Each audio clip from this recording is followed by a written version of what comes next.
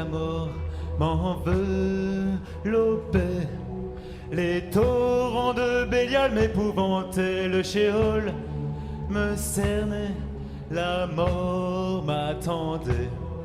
En toi Début j'espérais, janvier et 1888. tu entendis mon Nietzsche appel de s'écroulait pour la content, première ma fois, voix, mon suivant, cri. d'après certains probablement, plusieurs autres effondrements précédents, mais qui ne l'avaient pas plongé dans une démence sans retour, ni dans un état quasi végétatif. Celui qui signait ses dernières lettres par Dionysos ou le crucifié serait tombé dans une rue de Turin, à quelques centaines de mètres du sanctuaire, après avoir serré dans ses bras le cou d'un cheval qu'il avait vu frapper par un cocher. Le prophète de la mort de Dieu, du cataclysme nihiliste à venir pendant 2 siècles, de l'avènement du surhomme, de la transmutation des valeurs, de l'immoralisme, du renversement de la morale chrétienne, mordait la poussière après avoir blasphémé contre le Christ et son peuple réunis dans l'Église. Cette chute, faite depuis une rosse éreintée, fait remonter à notre mémoire l'épisode mettant en scène un autre prophète missionné par un roi ennemi du peuple de Dieu pour le maudire, nommé Balaam, fils de Béor. Ce peuple encombrant, le roi Balak voulait le chasser de son pays, comme les philosophes du soupçon et Nietzsche en particulier voulaient chasser le nouveau peuple élu de l'Europe. Or, Balaam se retrouve ainsi au sol à cause de son ânesse qui se couche à terre. Contrairement à l'épisode de Turin, c'est le prophète qui se met en colère et qui bat sa monture, alors que Nietzsche, lui, était pris de compassion pour la bête maltraitée. De même, à Turin, le prophète des temps modernes perd la parole en même temps que la raison, alors que dans la Bible, Balaam se comporte comme une brute, tandis que l'animal se met à parler comme un humain grâce à Dieu qui lui ouvrit la bouche pour dire une parole de sagesse. « Que t'ai-je fait pour que tu m'aies battu ainsi par 3 fois ?» lui dit l'animal. « Le Christ ecce homo, dira à l'un de ses bourreaux au moment de sa passion. Si j'ai bien parlé, pourquoi me frappes-tu » Or, l'ânesse a été plus sage que Balaam, car elle a refusé de servir de porte-parole à un ennemi de la sagesse. Cet animal, réputé pour sa tête dure et son manque d'intelligence, comme le savent les cancres de nos anciennes écoles, rend la lucidité à son maître par son raisonnement judicieux. Ne suis-je pas ton ânesse qui te sert de monture depuis toujours et jusqu'aujourd'hui ? Ai-je l'habitude d'agir ainsi envers toi ? Balaam, dont les yeux s'ouvrirent, changea son oracle de malédiction en oracle de bénédiction. Que tes tentes sont belles, Jacob, et tes demeures, Israël.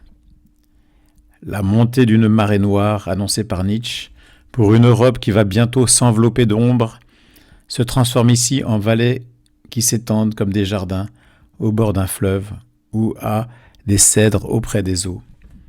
La blancheur remplace la noirceur, la marée devient une eau tranquille, l'obscurité fait place à une végétation verdoyante. Il y a dans ces 2 épisodes non pas une transmutation des valeurs au sens nietzschéen, c'est-à-dire un remplacement de Dieu par l'homme, un anéantissement de toute la morale chrétienne, un homme réduit à ses instincts privés de raison et de volonté, un pur être de nature, mais d'une nature fermée sur elle-même, sans aucune surnature au-dessus d'elle, comme dans le paganisme de Platon ou d'Aristote, un être à peine plus élevé que la bête, alors que le psalmiste le voit à peine moindre qu'un dieu. Ici, un être sans esprit, mais au moins une inversion des rôles. À Turin, le prophète se raccroche à une bête comme à une bouée de sauvetage avant de sombrer dans les flots de la folie. À Moab, le prophète est renversé par l'ânesse qui se trouve comme momentanément dotée de raison. Dans les 2 cas de figure, les prophètes inversent leur rôle avec un équidé, accomplissant ainsi les paroles du psalmiste. Ne sois pas comme le cheval ou le mulet qui ne comprend ni la rêne ni le frein. Qu'on s'avance pour le dompter, rien à faire pour qu'il s'approche de toi. Par une étrange ironie de la vie, Nietzsche, qui voulait replacer l'homme parmi les animaux, se retrouve dans un état inférieur au cheval qui a été comme le déclencheur de la crise fatidique, tandis que dans les Saintes Écritures, c'est l'animal qui, par une grâce surnaturelle, s'élève au niveau de l'homme, être doué de raison et de langage. Nous ne faisons plus descendre l'homme de l'esprit, disait l'ancien professeur de philologie de Bâle. Nous l'avons replacé parmi les animaux. Le Dieu des Hébreux, lui, fait monter la bête vers le monde spirituel pour enseigner le prophète qui a perdu l'esprit et qui s'apprête à blasphémer en maudissant les œuvres de l'Éternel. Nietzsche est bien le prophète de notre temps, ce temps que l'apôtre Jude a annoncé. À la fin des temps, il y aura des moqueurs marchant selon leur convoitise impie. Ce sont eux qui créent des divisions, ces animaux, ces êtres psychiques qui n'ont pas d'esprit. Balaam avait l'excuse de ne pas avoir entendu les paroles de la Sainte Mère de Dieu dans ce qu'on appelle le Magnificat. Dieu y renverse les puissants de leur trône, il élève les humbles. Il renverse le prophète de sa monture qui, d'humble condition d'être irrationnel, devient plus sage que lui, être rationnel. Nietzsche, fils de pasteur dont les écrits sont saturés de références bibliques, ne bénéficie pas de la même indulgence. Avant sa chute, il était déjà l'insensé qui dit dans son cœur il n'y a pas de Dieu. Une fois terrassé, la perte du sens est littérale. Il a vraiment perdu la raison.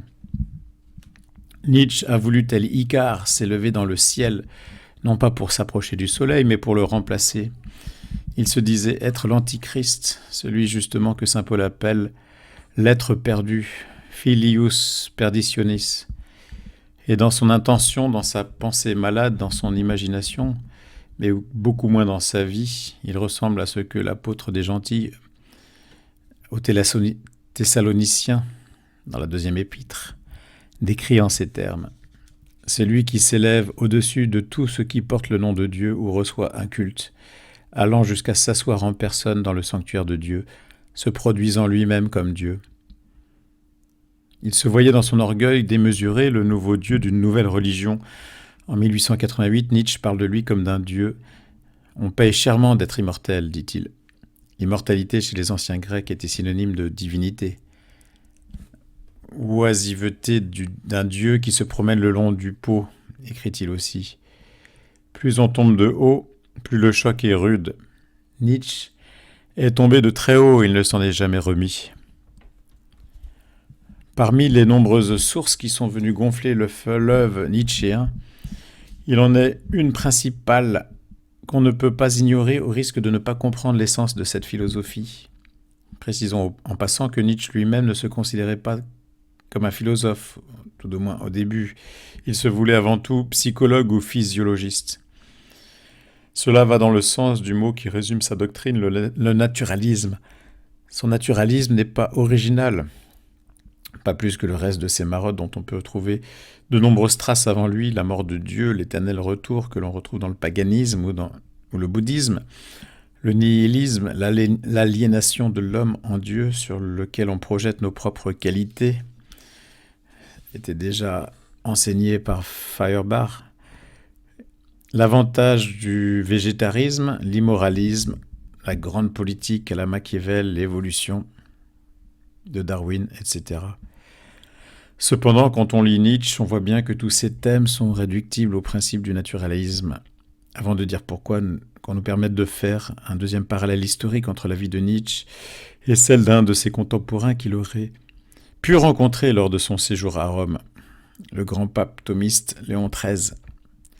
À la fin de l'automne 1884, Nietzsche commençait la 4e et dernière partie de son Zarathustra, œuvre fondamentale dans le programme nietzschéen de destruction du christianisme. Mon Zarathustra, dit-il, tient une place à part. Avec lui, j'ai fait à l'humanité le plus beau présent qui lui fut jamais fait. Pour annoncer au monde la mort de Dieu et grâce à elle, le début d'une nouvelle ère pour l'humanité, celle où il allait enfin pouvoir être lui-même en devenant Dieu à la place de Dieu. La 4e partie met en scène le pape parmi les hommes qu'il appelle supérieurs, mais qui sont en fait des pauvres types dont l'idéal est brisé.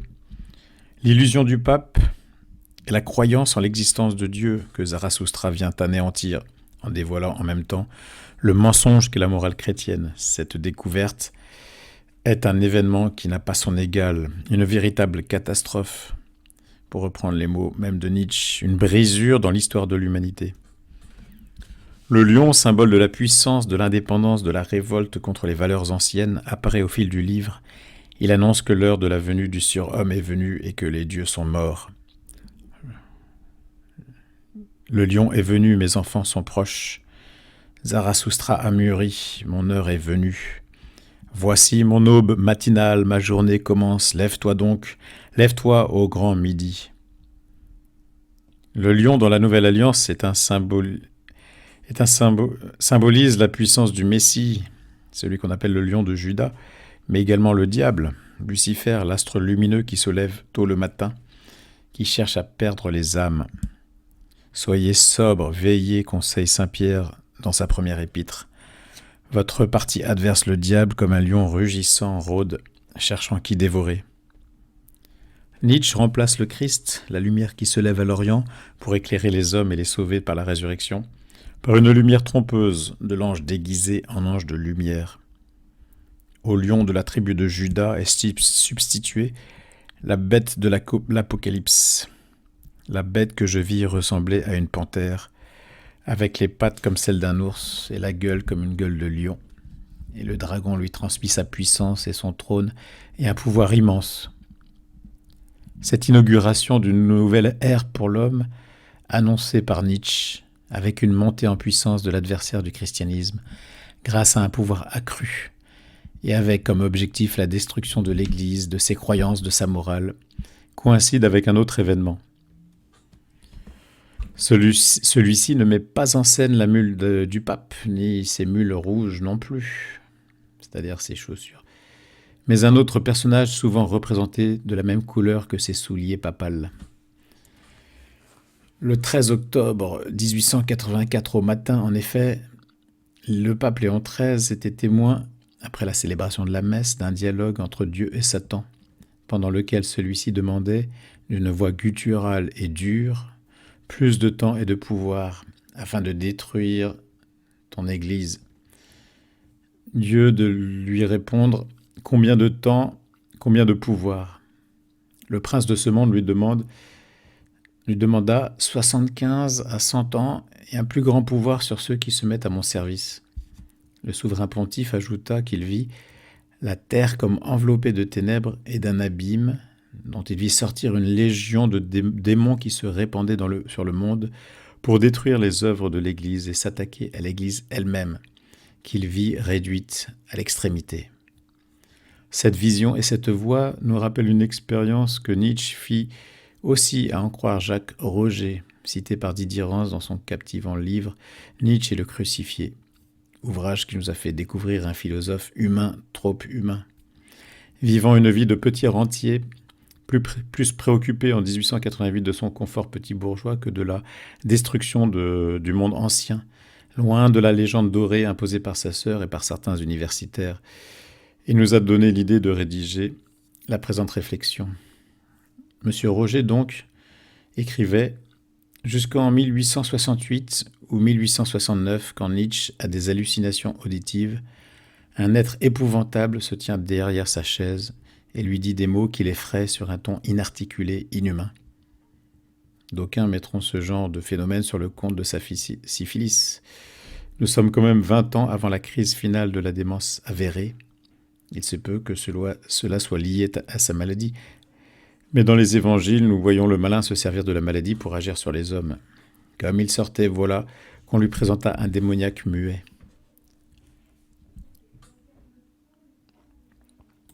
Le démon fut expulsé et le muet parla. En Matthieu 9, 32. L'état de fragilité peut aussi rendre plus le psychisme vulnérable aux suggestions du démon. La maladie n'est pas contradictoire avec une possession démoniaque. D'autres allusions plus subtiles peuvent se trouver dans ses écrits. Une ombre m'a visité, fait-il dire à Zarathoustra. L'inspiration vient de ce que le poète n'est que l'incarnation, le porte-voix, le médium de puissance supérieure, selon ses mots. Comme si, dit-il, Tout à coup, quelque chose se révèle à notre vue ou à notre ouïe avec une indicible précision, une ineffable délicatesse, quelque chose qui nous ébranle, nous bouleverse jusqu'au plus intime de notre être. Le philosophe reste vague en disant quelque chose pour ne pas dire quelqu'un.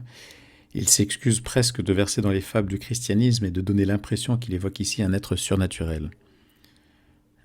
Ainsi écrit-il, « Pour peu que l'on ait gardé en soi la moindre parcelle de superstition, on ne saurait en vérité se défendre de l'idée qu'on n'est qu'un instrument d'une puissance supérieure. » Quoi qu'il en soit, les écrits de Nietzsche, sauf pour ceux qui ne croient ni en Dieu ni en diable, donnent le sentiment d'une véritable possession. Il se présente comme le porte-voix de Lucifer, auquel il prête le nom plus inoffensif, plus acceptable, plus jovial, plus humaniste de Dionysos, dieu du vin et de la fête, mais aussi, qu'il le rappelle lui-même, Dionysos, on ne l'ignore pas, est aussi le dieu des ténèbres. L'œuvre de toute une vie se termine sur ces mots en guise de signature, juste après avoir repris le cri de guerre de Voltaire, écraser l'infâme, Dionysos en face du crucifié. Le combat de Nietzsche est un combat contre le Christ et contre son œuvre, la morale chrétienne, la forme la plus maligne de la volonté du mensonge, selon ses mots. Il se nomme l'antichrist, il a soif de méchanceté, prône la haine des prêtres, cette espèce parasitaire d'homme. Le saint devient le mauvais, lui qui appelle démons son surhumain. Le surhomme nietzschéen est l'homme véritablement véridique et juste pour Nietzsche. Le saint est l'homme de la décadence et du mensonge. Le message de Nietzsche au monde ressemble étrangement au programme souhaité par la voix gutturale entendue par Léon XIII. La grande catastrophe annoncée, la transmutation qui fera tomber la terre en convulsions, les guerres à venir telles que la terre n'en aura encore jamais vu, les assauts que l'Église allait subir en cette fin du XIXe siècle et jusqu'au XXe siècle, assauts dirigés principalement idéologiquement par la franc-maçonnerie, puis par le communisme, le nazisme et tous les partisans d'une humanité athée. Quel est le point commun de tous ces ennemis de l'Église ? Ils s'abreuvent tous au naturalisme, en niant le surnaturel révélé par Dieu. Le transcendant est mis de côté pour laisser la place à une explication du monde par des causes seulement naturelles et indépendantes. Léon XIII a surtout lutté de son temps contre la franc-maçonnerie qu'il voyait derrière toutes les manœuvres pour saper les fondements de l'Église et lui enlever toute influence sur les âmes. Il avertissait les fidèles de la doctrine franc-maçonne dans laquelle la foi est réduite à un vague déisme vidé de toute substance qui engendre l'indifférentisme religieux où tout se vaut, provoque l'effondrement des vérités et se répercute sur la conduite de la vie, sur les mœurs privées et publiques. Mais ce naturalisme est aussi un rationalisme. Le premier principe des naturalistes, selon Léon XIII, c'est qu'en toute chose, la nature ou la raison humaine doit être maîtresse et souveraine. Écrivait-il dans Humanum Genus, avril 1884.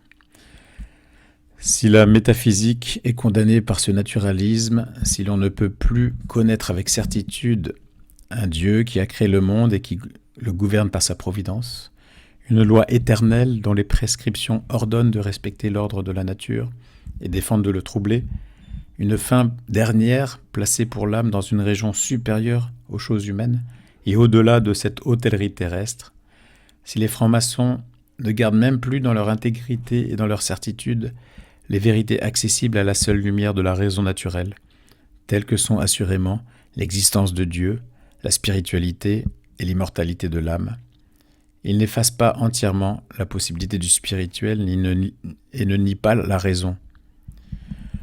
Le naturalisme de Nietzsche est donc bien plus radical. Dans son travail de démolition, il inclut la nécessité d'en finir avec la raison et de ses certitudes qu'elle croit trouver par sa vérité. Cette faculté est à ses yeux la grande erreur de Socrate et de tous les idéalistes auxquels il livre une guerre sans merci.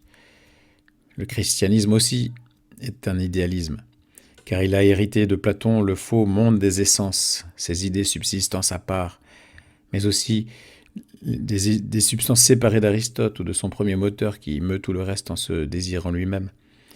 Cet être nécessaire et premier qui se pense éternellement, que les traditions religieuses appellent Dieu, et que la scolastique a largement repris. Or, nous dit-il, la notion de l'au-delà, du monde vérité, n'a été inventée que pour déprécier le seul monde qu'il y ait. Ce monde, c'est celui de la physique, de la matière.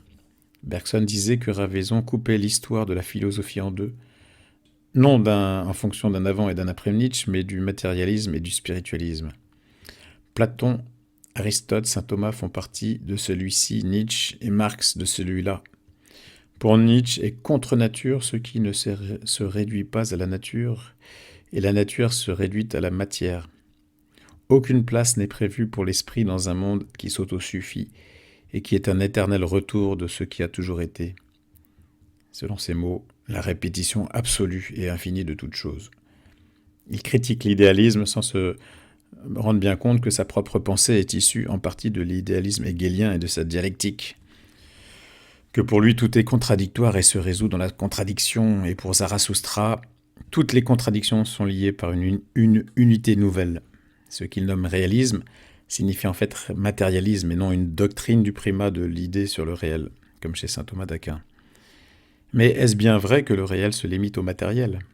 Une émotion, un sentiment, un concept, un être de raison, qui est une idée, la pensée, n'ont-ils aucune sorte d'existence sans pour autant ne pas être palpable et observable à l'aide des sens ou d'instruments de mesure ? Son réalisme est en fait un postulat idéaliste. Tout est matière. L'immatériel, le spirituel n'existe pas.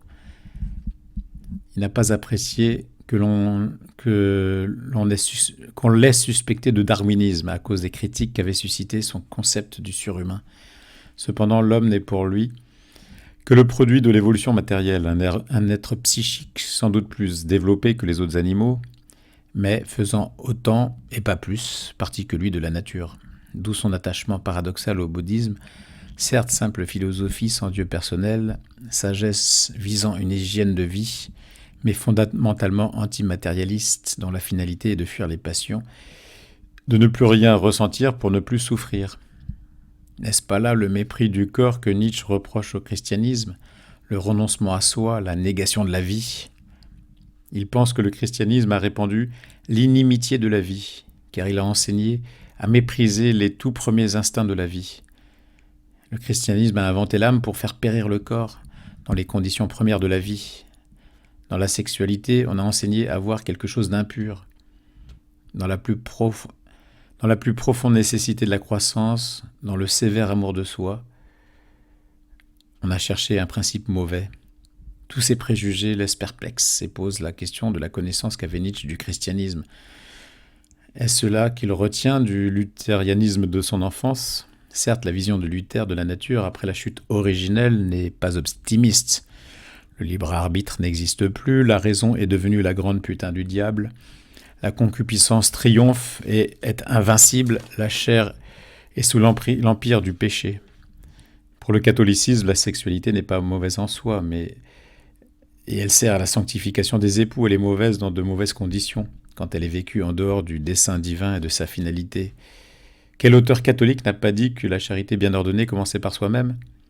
On aimerait bien que Nietzsche cite ses sources, ne pas chercher son bien et à préserver son être est contre nature. Cela est si vrai que le suicide volontaire est le pire des homicides dans le catholicisme. Son naturalisme est un naturalisme absolu, une nature coupée de tout apport extérieur et supérieur, une matière livrée à elle-même, nécessairement éternelle, seule nécessaire et donc divine, qui s'organise d'elle-même, par le hasard comme chez Darwin. Le monde est un ensemble merveilleusement agencé, rempli d'informations, où toutes les parties contribuent au fonctionnement du tout, mais sans finalité, sans cause, sans essence, sans intelligence organisatrice. Une force aveugle régit et gouverne ce cosmos incroyablement complexe. La vie jaillit spontanément de la matière jusqu'à l'homme, être sans raison ni volonté, pensant grâce à ses organes, à ses nerfs, à son cerveau. La pensée sort de la matière, elle est alors elle-même matérielle. Le grand projet du surhomme n'est pas d'être un héros, un homme supérieur, c'est tout simplement de bien s'occuper de son corps, comme le fait le moindre animal par instinct. La conscience n'est plus la voix de Dieu dans l'homme. C'est l'instinct de la cruauté qui se dirige en arrière après qu'il ne lui a plus été possible de se décharger à l'extérieur. Comme il n'y a plus de libre arbitre, l'instinct dirige nécessairement l'homme. Voilà l'idéal de vie, se laisser guider par le déterminisme de la pure nature animale. Il lui faut devenir dur, signe distinctif d'une nature dionysienne. La grande faute du christianisme est d'avoir inventé la notion de péché et l'instrument de torture qui la complète, c'est-à-dire le libre arbitre, pour brouiller les instincts, pour faire de la méfiance à l'égard des instincts une seconde nature. L'homme bon prend parti pour tout ce qui est faible, malade, malvenu, pour tout ce qui souffre de soi-même, pour tout ce qui doit disparaître. La loi de la sélection est contrecarrée. Le grand reproche est donc de mettre des bâtons dans les roues de l'implacable loi de la sélection naturelle chère à Darwin. Une loi privée de providence. Dans un monde où l'homme est un loup pour l'homme, où seuls les plus forts s'imposent et survivent, Nietzsche n'aime pas être taxé de darwiniste, mais il en reprend les dogmes principaux pour sa nouvelle religion. Ainsi, il y a quelque chose aux yeux de Nietzsche de bien plus important que Dieu. L'immortalité de l'âme, le salut, l'au-delà, mensonge et chose inutile pour le salut de l'humanité. Une chose qui dépend plus d'une quelconque curiosité pour théologiens, c'est la question de la nutrition. Voilà la grande question. Saint Paul avait bien prophétisé quand il disait « Ils ont pour Dieu leur ventre et mettent leur gloire dans leur honte, ils n'apprécient que les choses de la terre. » Certes, il ne s'agit pas pour lui d'en tirer un simple plaisir sensuel. La nourriture est au service du surhomme. Elle est là pour atteindre son maximum de force, de vertu, dans le sens que la Renaissance donne à ce mot, de vertu, libre de moraline. La nourriture est un élément essentiel du renversement de la morale classique et chrétienne pour lutter contre le monde de l'idéalisme, ce monde des essences, pour redonner de la valeur à un ici-bas définitivement déprécié, pour gagner le combat contre 20 siècles de contre-nature et de violation de l'humanité. Elle fait partie du sens de la propreté, du retour à la santé, la grande santé, de la nécessité de la conservation de soi, de l'accroissement de la force corporelle, c'est-à-dire de la vie. L'hygiène du corps remplace le soin de l'âme, notion décadente qui a abouti à la morale du renoncement à soi, à l'idéal du mépris du corps, à cause du salut de l'âme. Rester assis devient un péché capital, et même plus. Le cul de plomb, c'est le péché contre l'esprit, et donc le seul à être impardonnable. Dans le culte de la joie dionysiaque, il faut que les muscles, eux aussi, célèbrent la fête. On ne peut pas dire « mens sana in corpore sano » puisque l'esprit n'existe pas, seul le corps demeure. Cette âme immortelle a été inventée pour mépriser le corps, pour le rendre malade. Le souci d'une âme chimérique empêche la vraie vie de l'homme, la grande santé. Il faut donc s'occuper de ce qui en vaut vraiment la peine et qui a été laissé de côté trop longtemps, de toutes les choses qui méritent du sérieux dans la vie. Quelles sont ces choses ? Les questions de nourriture, de logement, de régime intellectuel, les soins à donner aux malades, la propreté, la température. Nietzsche brise l'histoire de l'humanité en 2 tronçons, lui-même étant modestement la ligne de démarcation.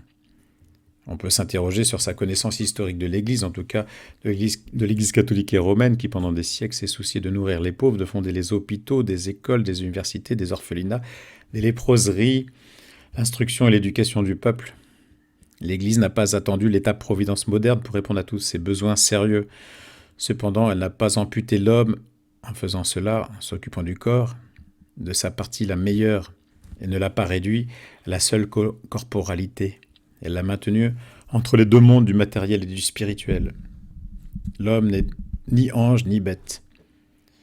Elle garde ce qu'il y a de plus noble et de plus élevé en lui, ce qui le fait à l'image de Dieu. C'est d'ailleurs Léon XIII qui écrivait que la vie du corps, en effet, quelque précieuse et désirable qu'elle soit, n'est pas le but premier de notre existence. Elle est une voie et un moyen pour arriver par la connaissance du vrai et l'amour du bien à la perfection de la vie de l'âme. C'est l'âme qui porte gravée en elle-même l'image et la ressemblance de Dieu, et donc il n'est permis à personne de violer impunément cette dignité de l'homme que Dieu lui-même traite avec un grand respect, ni d'entraver la marche de l'homme vers cette perfection qui correspond à la vie éternelle et céleste. Rerum Novarum, articles 32 et 33. Nietzsche, en voulant surhumaniser l'homme, l'a en fait déshumanisé en lui enlevant l'élément principal de ce qui constitue son essence. L'âme est une substance intellectuelle et donc spirituelle qui joue le rôle de forme pour le corps. L'homme est bien un composé des deux, mais l'âme est dans ce composé l'acte qui donne la vie au corps. Elle le reçoit, ce corps, pour reprendre les mots d'Étienne Gisson, dans la communion de son acte d'être propre. La dignité de l'homme vient d'abord de l'âme. Le nier, comme l'a fait Nietzsche, revient à nier la vraie nature de l'homme. Or, ajoutait Léon XIII, il n'est pas même loisible à l'homme sous ce rapport de déroger spontanément à la dignité de sa nature ou de vouloir l'asservissement de son âme. Il ne s'agit pas en effet de droit dont il est la libre disposition, mais de devoir envers Dieu qu'il doit religieusement remplir. Pauvre Nietzsche! Nous écrivions à un ami professeur de philosophie qui nous inspirait plus de la pitié que de l'aversion. C'était avant de lire le livre de M. Rance. Quelle fut notre surprise d'y lire que Chesterton et Tolkien avaient utilisé le même mot de pitié à son égard. Chesterton ne prenait pas au sérieux la pensée de Nietzsche qu'il qualifiait de timide, de peureuse et de non-sens. Comment expliquer une doctrine qui allait tant contre le bon sens et le réalisme et qui, en inversant toutes les valeurs, marchait sur la tête ? On peut penser à l'avertissement de saint Jude. Quant à eux, ils blasphèment ce qu'ils ignorent, et ce qu'ils connaissent par nature, comme les bêtes sans raison, ne sert qu'à les perdre. Malheur à eux, car c'est dans la voie de Caïn qu'ils sont allés. C'est dans l'égarement de Balaam, le fameux Balaam, qu'ils se sont jetés pour un salaire. Allant dans le même sens, saint Paul écrivait « Mais eux sont comme des animaux sans raison, voués par nature à être pris et détruits. Blasphémant ce qu'ils ignorent, de la même destruction ils seront détruits eux aussi, subissant l'injustice comme salaire de l'injustice. Ils estiment délice la volupté du jour, hommes souillés et flétris. Ils mettent leur volupté à vous tromper en faisant bonne chère avec vous. Ils ont les yeux pleins d'adultère et insatiables de péché. Ils allèchent les âmes mal affermies. Ils ont le cœur exercé à la cupidité, être maudits. Après avoir quitté la voie droite, ils se sont égarés en suivant la voie de Balaam, fils de Bosor, qui chérit un salaire d'injustice, mais qui fut repris de son méfait. Une monture sans voix, avec une voix humaine, arrêta la démence du prophète. Nietzsche n'a pas eu la grâce de Balaam, sa démence ne fut pas stoppée. L'apôtre disait encore que, dans les derniers temps, certains renieront la foi pour s'attacher à des esprits trompeurs, et à des doctrines diaboliques, séduits par des menteurs hypocrites marqués au fer rouge dans leur conscience. Didier Rance faisait dans son livre très fourni le lien entre deux événements qui paraîtra pour beaucoup fortuit, mais qui, pour une âme spirituelle, ne laisse pas indifférent. L'entrée au Carmel de Sainte Thérèse de l'Enfant Jésus le jour même de l'internement de Nietzsche en asile psychiatrique. Cette coïncidence, à notre avis, méritait d'être notée car ces deux personnalités sont devenues les icônes des 2 siècles à venir et des 2 voies possibles ici-bas, dues à 2 amours différents qui aspirent aux 2 cités différentes et antagonistes dont nous parle saint Augustin et que cite Léon XIII dans Humanum Genus. 2 amours ont donc bâti 2 cités, l'amour de soi jusqu'au mépris de Dieu, celle de la terre, et l'amour de Dieu jusqu'au mépris de soi, de soi-même, celle du ciel. L'une se glorifie en soi et l'autre dans le Seigneur. L'une brigue la gloire des hommes et l'autre ne veut pour toute gloire que le témoignage de sa conscience. L'une marche la tête levée, toute bouffie d'orgueil, et l'autre dit à Dieu « Vous êtes ma gloire, et c'est vous qui me faites marcher la tête levée. » Thérèse emprisonne volontairement son corps dans le Carmel de Lisieux pour accroître son âme en dilatant sa charité par la grâce divine et étendre son esprit au-delà du cloître de son couvent au point de devenir patronne secondaire de la France et des missions. Nietzsche est interné de force malgré lui dans un asile, le corps immobilisé entre 4 murs, un pauvre corps que l'âme ne contrôle plus, coupé de ses facultés supérieures, un esprit éparpillé, morcelé, dissous, qui s'est perdu dans les ténèbres et la brume de la folie. Le repli sur soi a fait imploser son être et sa quête d'un bonheur uniquement terrestre le laisse comme une coquille vide. Nietzsche n'a pas compris que le renoncement chrétien n'est qu'un abaissement provisoire et que les souffrances passagères terrestres ne sont rien comparées au poids de gloire qui attend les élus. L'héroïsme s'exprime dans le sacrifice et non dans le repli apeuré sur soi-même. Le don de soi nécessite une volonté de puissance plus grande que l'égocentrisme. Nietzsche n'a pas compris non plus que les plaisirs matériels sont éphémères, insatiables, fragiles, voués à la disparition et laissent l'homme insatisfait. La grande vie, comme il dit, ne consiste pas à se remplir le ventre de bons mets. La grande vie est celle qui comble la partie supérieure de l'homme, sa partie matérielle que le ver et la mythe ne peuvent pas ronger.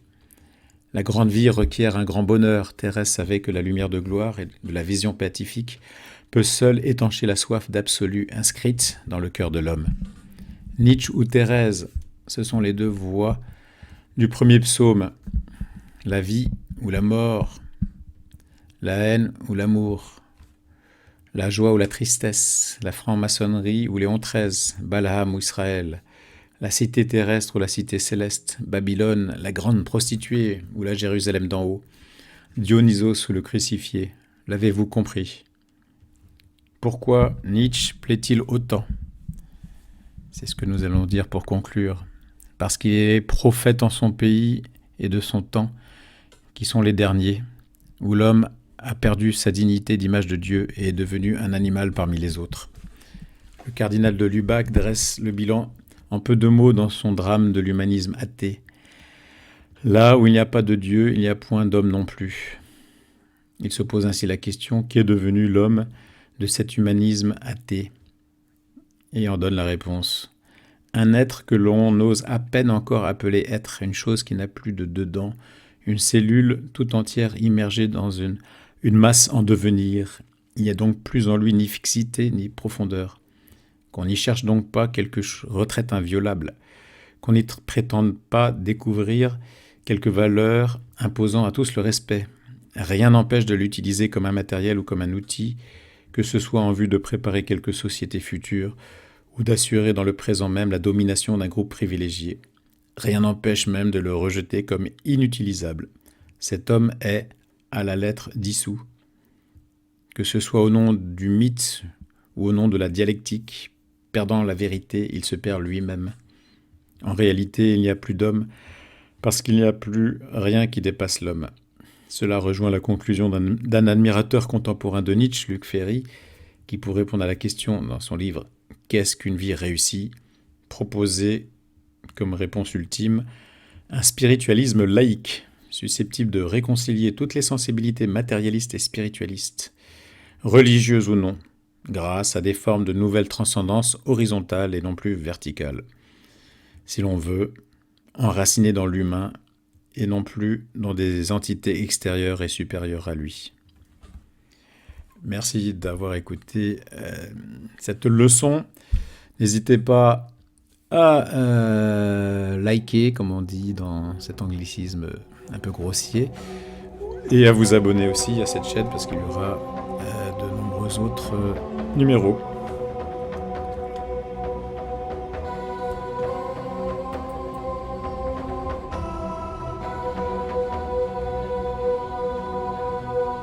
Les flots de la mort m'enveloppaient, les torrents de Bélial m'épouvantaient, le Shéol me cernait, la mort m'attendait. En toi j'espérais, et tu entendis mon appel de ton temple, ma voix, mon cri. Il n'y a plus rien si tu n'existes pas, plus de ciel, de lendemain, ni de vie.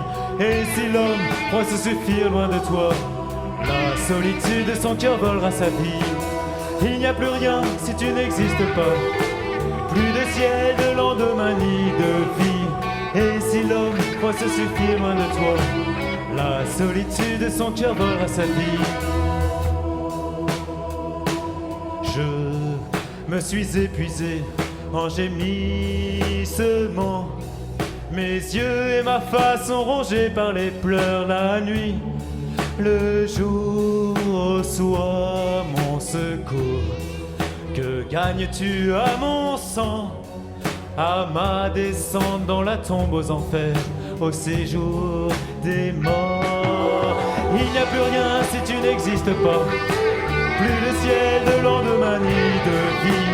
Et si l'homme croit se suffire loin de toi, la solitude de son cœur volera sa vie. Il n'y a plus rien si tu n'existes pas, plus de ciel, de lendemain ni de vie.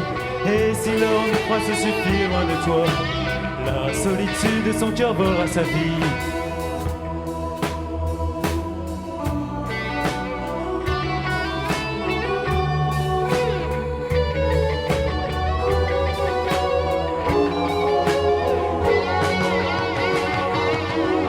Il n'y a plus rien si tu n'existes pas, plus de ciel, de lendemain ni de vie.